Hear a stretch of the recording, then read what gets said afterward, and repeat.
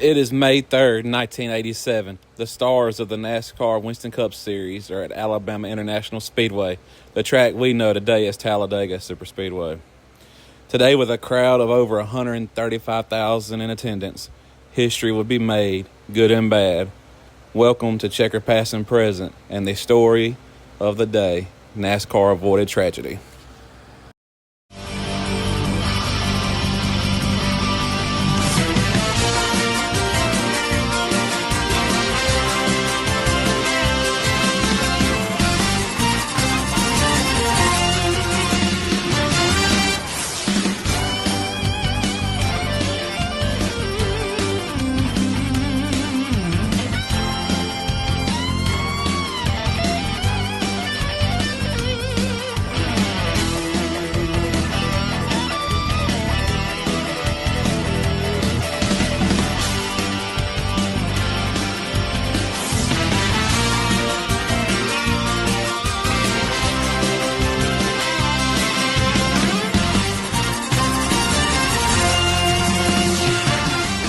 The 1987 Daytona 500 champion, Bill Elliott, and his number 9 Melling Racing team had to be the favorite coming into Talladega, coming off of the Daytona 500 victory. They had dominated Daytona and Talladega in recent years on pure speed.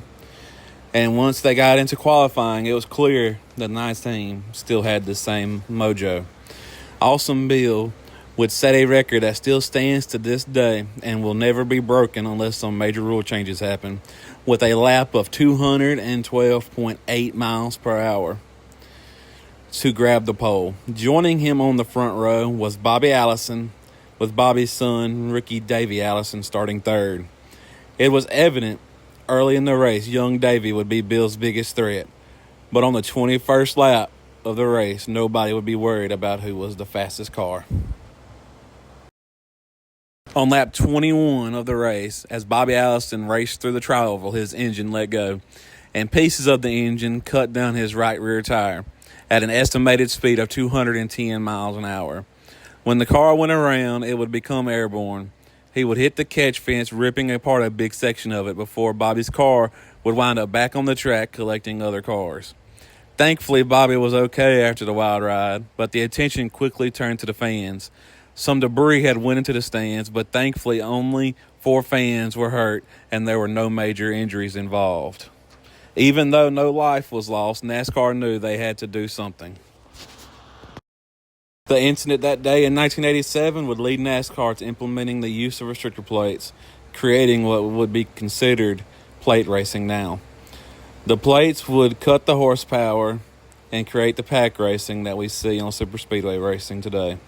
Ironically, as seen in the footage here as he's leading the final laps over son Davey, Bobby Allison would win the 1988 Daytona 500 over son Davey to claim the first race with plates being used. After a very lengthy red flag to repair the catch fence and clean up the debris on the track, the race would resume. It would be cut to 178 laps from the scheduled 188 due to darkness coming. Bill Elliott would lead 48 laps, but to everybody's surprise, young Davey Allison seemed to have the car to beat. Then he became the dominant car when Elliott fell out of the race with engine issues.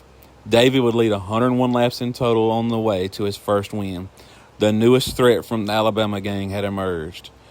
A day that could have turned into a tragedy ended with a new star being born, and some new rules for Daytona and Talladega for the future.